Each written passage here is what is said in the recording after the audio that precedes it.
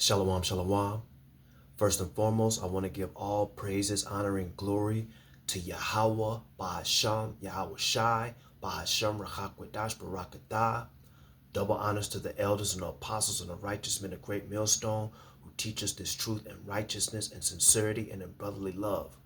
And salutations to the hopeful elect, the 144,000 men of Yasharallah, and the 1/3 men, women, and children of Yasharallah. Shalom. This is your brother Shamya, coming back at you one more time from the Great Millstone Helena, Montana camp. And we're just going to jump right into it. We ain't going to make this lesson too long. And we always like to make a disclaimer. We are not a hate group, and we are not an extremist group. We are a truth group, and we only bring out the truth according to the Bible, according to the word of Yahweh, Bahasham, Yahweh Shai. Okay? As we are in these last days, Yahweh Bahasham, Yahweh Shai is surely speeding up these days and these hours and these weeks and these seconds for our sakes. We see prophecy being fulfilled. We see the Lord Yahweh Bahasham, Yahweh Shai exposing the wicked. We see the Lord humbling these women and bringing judgment upon them. And we're not talking about the righteous women. Okay, for the righteous women, continue to keep doing what you're doing, honoring your husband, serving your husband, okay, through the spirit and power of Yahweh Bahasham, Yahweh Shai, and keeping Yahweh Bahasham, Yahweh Shai first, okay, and fearing the Lord, okay. We're not talking about the righteous women. We talk about these wicked ass women, and we talking about the wicked ass men too, okay. But in these last days, Yahweh Bahasham, Yahweh Shai is putting the spirit on his servants, the prophets, okay, to go continuously into these prophecies. And one of the biggest prophecies right now that we diving into daily on a regular basis, okay, Isaiah 4:1, okay. We going into the mark of the beast and things like, but Isaiah 4:1, this is a huge prophecy that's going to come to pass, okay. And guess what? Isaiah 4:1 is going to happen on this side before the kingdom, and we're going to prove that in this lesson too. Now, of course, a lot of these women, that that wear their head coverings and wear dresses, and they read they have the scriptures. A man of the Lord read the scriptures to them, right? And they on board with everything. The second Isaiah 4:1 comes up, that's when they when they lose it. They lose it. Okay? Now, Yahweh Bahasham, Yahweh Shai had the spirit jump on me to go into this lesson, because I was talking to a close person, a person that's very close to me, and they have a friend that basically knows that they're Israelites. So the Lord Yahweh Bahasham, Yahweh Shai had the spirit jump on me to ask certain questions in regards to these individuals. Now, they know that they're Israelites. So what I had this person that's close to me do was I asked her, like, who do they teach under? And of course, they don't teach under Great Millstone. They teach under some other people. As like, I have, like, none of us at Akim ever heard of them, And to make a long story short, the Lord had the spirit jump on me to ask them about Isaiah 4:1. So when I asked them about Isaiah 4:1, they brought up these three precepts. We're going to go into these three precepts too. They brought up 1 Timothy chapter 3 and verse 12. They brought up 1 Timothy chapter 5 and verse 9.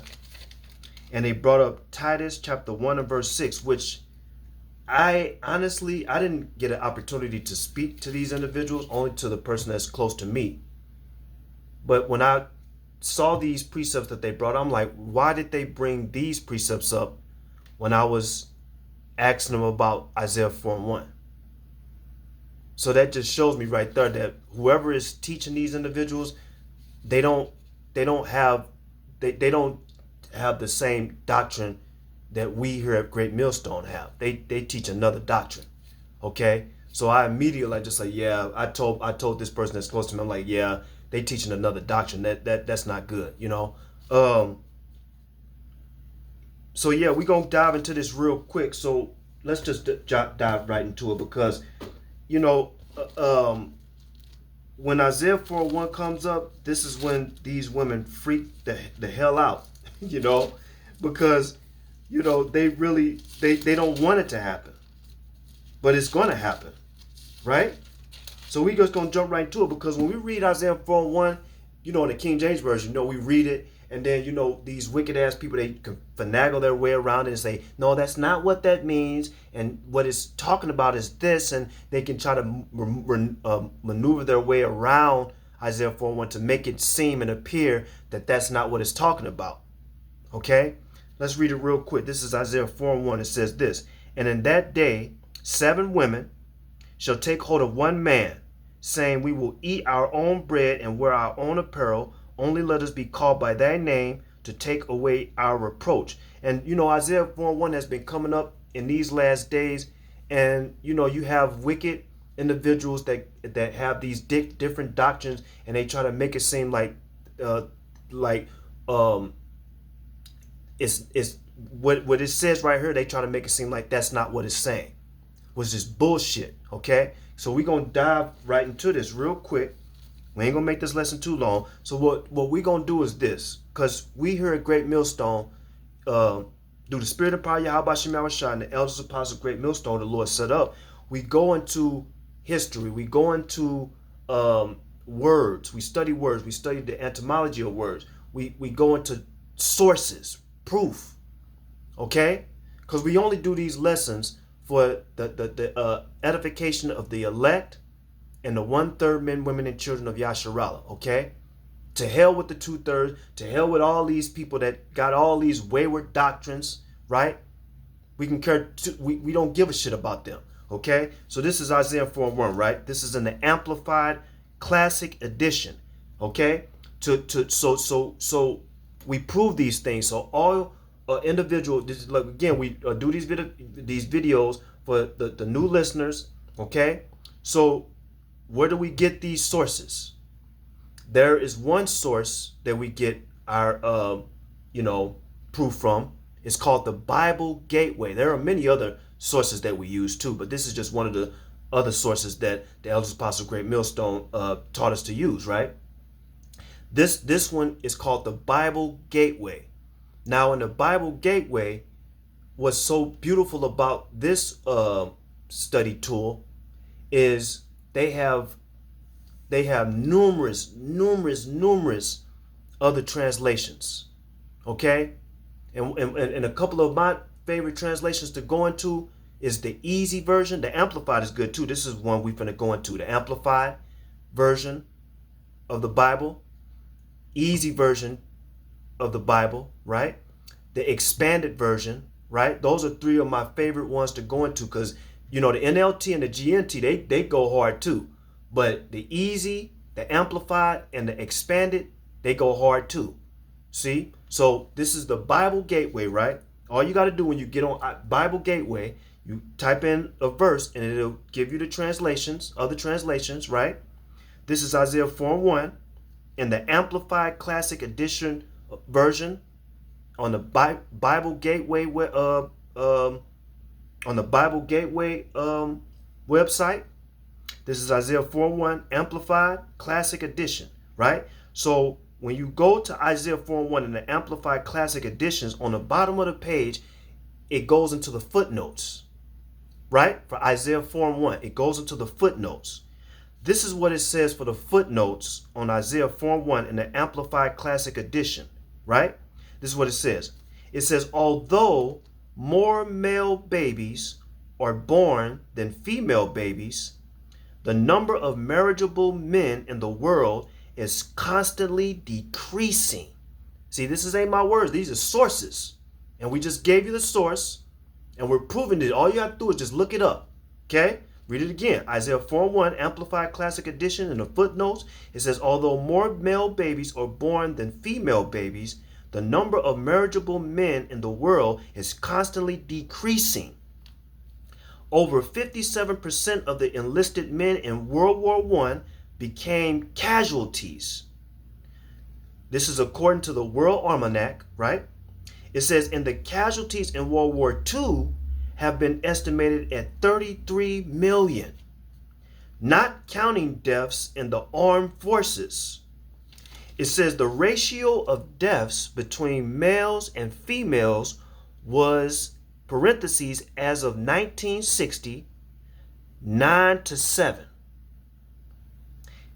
Continue reading on. It says this had not been true in previous centuries. Isaiah here foresees a time when the ratio between marriageable men and women will be 1-7 in Jerusalem. This is a source. This is Isaiah 4:1 and the Amplified Classic Edition. In the footnotes, this is what it says. That's a source. Now, what does this remind us of? Because it was talking about, it says when it goes into World War I became casualties, according to the World Almanac, right? It says men in the world in the world is constantly decreasing. Over 57% of the enlisted men in World War I became casualties, right? According to the World Almanac, and the casualties in World War II have been estimated at 33 million, right? What does this remind us of? Well, this got to go into the prophecies, right? Because there is going to be a scarcity of men, especially in this upcoming war, World War III. So what is this? Where do we go to get more information on this? Let's go to 2nd Ezra chapter 16, because this is what it says in the prophecies. This is what's going to come to pass. This is 2nd Ezra chapter 16, and we're going to read verse 31 to 34. Okay? This is what it says. Even so, in those days, there shall be 3 or 4 left by them that search their houses with the sword. Okay? Verse 32. And the earth shall be laid waste, and the fields thereof shall wax old, and her ways and all her paths shall grow full of thorns, because no man shall travel therethrough. Verse 33, here's the kicker. The virgins shall mourn, having no bridegrooms. Why? Because when WW3 pop off, there are going to be hundreds and thousands of men going to war. It's going to be women too, but it's going to be thousands and thousands of men going to war. So what's happening when these young virgins, these young women, they send their young men off to war? What's going to happen? Well, we're going to read it again. It says this. It says, the virgins shall mourn, having no bridegrooms. The women shall mourn, having no husbands. Their daughters shall mourn, having no helpers. There's going to be a scarcity of men. Verse 34, in the wars shall their bridegrooms be destroyed, and their husbands shall perish of famine. See, Isaiah 4:1 is starting to make more sense now. Well, we here at Great Millstone, we've always made it make sense, but now it's starting to make sense now. Okay, to the new listeners, it's like it should. You know, this is what's gonna happen. Scarcity of men.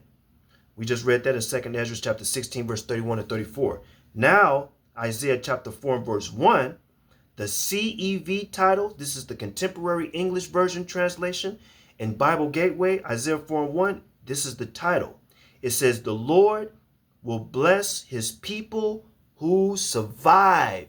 So Isaiah 4:1, this is going to be about survival. It's going to be about survival. Survival. Isaiah 4:1 in the 1599 Geneva Bible. the footnotes. Isaiah 4:1 in the 1599 Geneva Bible, the footnotes, this is what it says. When God shall execute this vengeance, there shall not be one man found to be the head to many women, and they, contrary to womanly shamefacedness, shall seek unto men and offer themselves to any condition. In that day, these women are going to be willing. See, now they not doing it now because they still have their freedom and their Snapchat and their fucking social media and their comfort, their frappuccinos, they getting their nails done, all that shit. See? But in that day, which is going to happen, prophecy says it. Thus said Yahweh Shem Yahushai. The Lord said, in that day, you wicked ass women are going to be willing. You're going to be desperate for a man. And not just any man, a man of the Lord. I'm going to read that one more time. It says this. It says, when God shall execute this vengeance, there shall not be one man found to be the head to many women, and they, contrary to womanly shamefacedness, shall seek unto men and offer themselves to any condition. Now what we're going to do is we're going to go to 1 Timothy chapter 3 and verse 12, because we got to break this down too. This is 1 Timothy. Tell you women, you better get right, because it's that time is almost up. That time is almost up. All this feminist shit and this alternative lifestyle shit, that shit is gonna go down. That shit gonna go out the window, quick. You got these women gonna turn from from the L word to straight, just like that. That's gonna happen overnight. That's gonna happen overnight. They're gonna turn from the L word to straight and loving men. That's gonna happen overnight. But see, that's the thing though. It's time to turn back now. It's time to turn back. Be a woman, feminine. You know, feminism is not going to get you. It's not going to get you anything in these last days, especially when Isaiah 4:1 happens. This is Titus chapter Salakia. This is 1 Timothy chapter 3 verse 12. This is 1 Timothy chapter 3 and verse 12. Now what I want to do is I want to read verse 1 to verse 2 first. Okay? And then we're going to jump to verse 12. This is in the New Testament. This is 1 Timothy chapter 3 verse 1 to 2. This is what it reads. This is a true saying, if a man desire the office of a bishop, okay? So this is a position, okay, of a man of the Lord. This is a certain position. It says, this is a true saying, if a man desire the office of a bishop, he desireth a good work. Verse 2, a bishop then must be blameless, the husband of one wife, vigilant, sober, of good behavior, given to hospitality, apt to teach, right? And then it says, I'm going to jump to verse 12. It says, let the deacons be the husbands of one wife, ruling their children in their own houses well, right? So this is talking about a certain position with a man of the Lord that wants to take this position. Okay, it's not just talking about any man or any average Joe of Israel. This is talking about a particular man, right, that wants to take the position, right, of a bishop. Okay, a bishop apt to teach. Okay, that's what it says. It says, a bishop then must be blameless, the husband of one wife, vigilant, sober, of good behavior, given to hospitality, apt to teach. This is not just talking about just any average Joe of Israel. Just because this person that's close to me that knows these two individuals, they brought this up, and the reason they brought this up because it says a bishop must be blameless, the husband of one wife. But that doesn't have anything to do with Isaiah 4:1. So are they saying it's kind of confusing too, because I didn't talk to them? Or are you saying that when Isaiah 4:1 happens, only one man is going to have one wife? When we clearly just read, and we're going to prove it even more, that Isaiah 4:1 is talking about something else that's going to happen before the kingdom, that's going to happen during Jacob's trouble. This 1 Timothy 3:12 has nothing to do with Isaiah 4:1. Nothing. Matter of fact, we're going to go to Titus chapter, because this is where these are the three precepts that they brought up, right? Titus chapter 1. Titus chapter 1 and verse, this is Titus chapter 1, because this is one of the precepts that they brought up. They brought up 1 Timothy 3:12, and they brought up Titus 1:6 and 1 Timothy 5:9. So let's read Titus 1:6. Titus 1:6. This is what it reads. It says, if any be blameless, the husband of one wife, having faithful children, not accused of riot or unruly, right? So 1 Timothy chapter 1 and verse 6, check this out. 1 Timothy 1:6 on the bottom of my page in the footnotes, it tells us to go to 1 Timothy chapter 3, verse 2 to 4, which is what we just read. So 1 Timothy chapter 3 and verse 12 coincides with Titus chapter 1 and verse 6. Okay? So now what we're going to do is go to 1 Timothy chapter 5 and verse 9. Now 1 Timothy chapter 5 and verse 9 in the NLT title, it reads advice about widows. There's the key word right there. Advice about widows, elders, and slaves. Now I'm going to read this real quick in the NLT, 1 Timothy 5 and 9. This is 1 Timothy 5 and 9. 1 Timothy 5 and 9. I'm going to read this in the New Living Translation. This is 1 Timothy 5 and 9. Okay? 1 Timothy chapter 5 and verse 9. It reads this. It says, I'm going to read, matter of fact, I'm going to read verse 5. And I'm going to read down. It says this. Now a true widow, a woman who is truly alone in this world, has placed her hope in God. She prays night and day, asking God for his help, but the widow who lives only for pleasure is spiritually dead even while she lives. Give these instructions to the church so that no one will be open to criticism. Verse 8. Those who won't care for their relatives, especially those in their own household, have denied the true faith. Such people are worse than unbelievers. Verse 9. A widow, so we know what this is going into, a widow, right? The title reads advice about widows, elders, and slaves.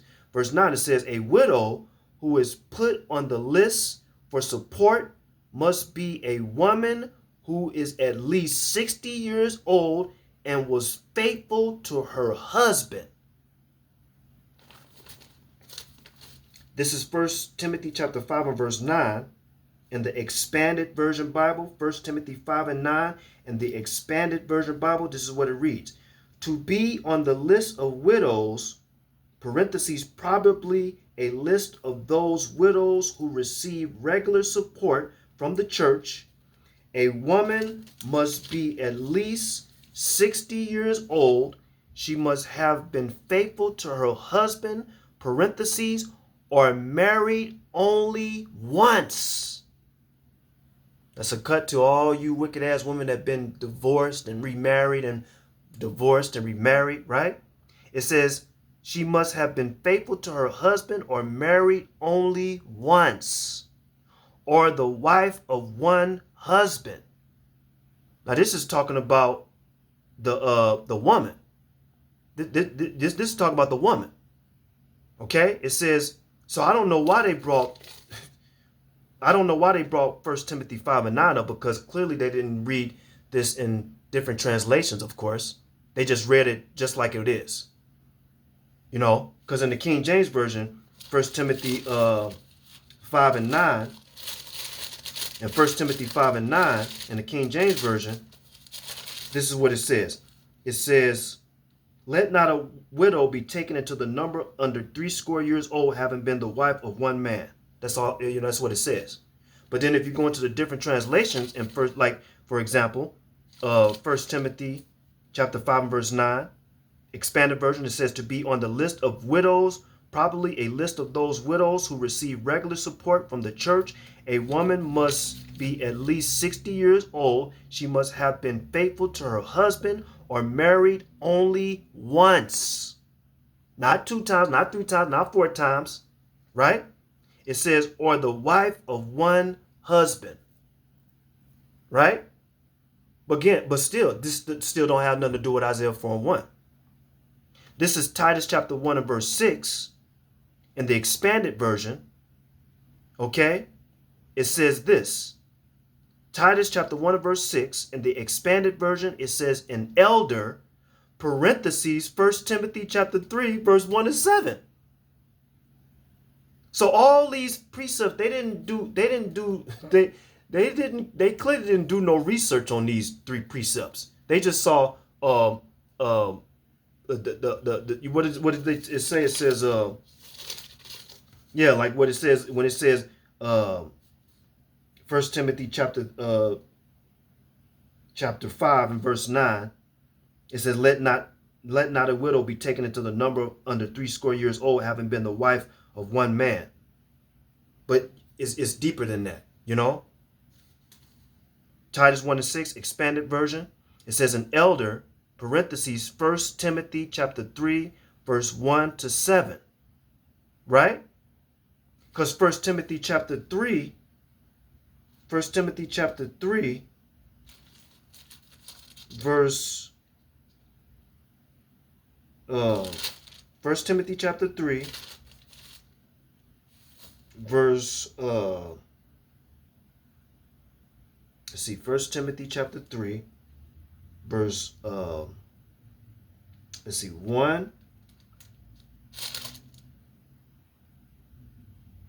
Right. You know, so it tells us, see, when it says 1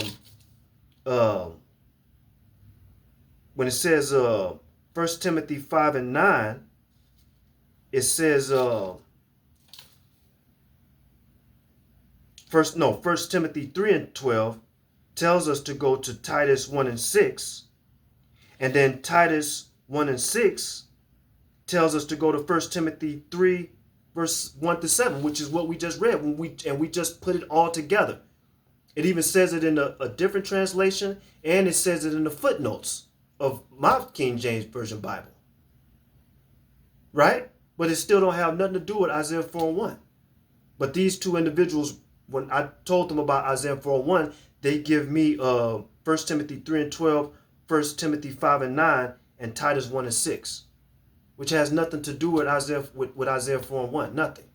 But let's keep reading. It says this. This is Isaiah 4 and 1. This is the cherry on top of the cake. This is it right here. Isaiah 4 and 1. And all praise to Yahweh Shem Yahushai, because the Lord had this come out. This is Isaiah 4 and 1. This is in the Voice Translation Bible. Isaiah 4 and 1, the Voice Translation Bible, right? It says this. Isaiah 4 and 1 in the Voice Translation Bible, it says this.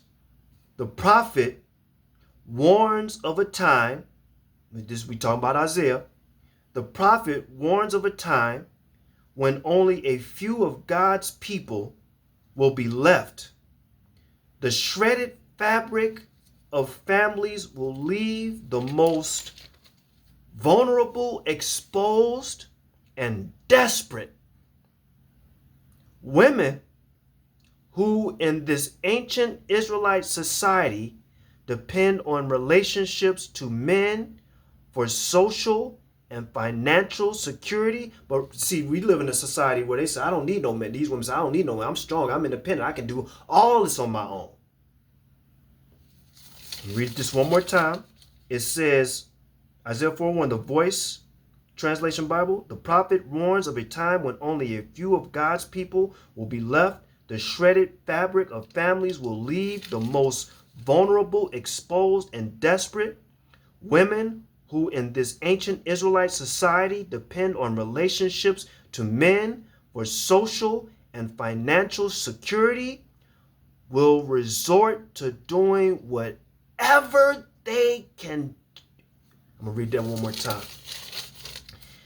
It says, the shredded fabric of the families will leave the most vulnerable, exposed, and desperate. Women who in this ancient Israelite society depend on relationships to men for social and financial security will resort to doing whatever they can to survive.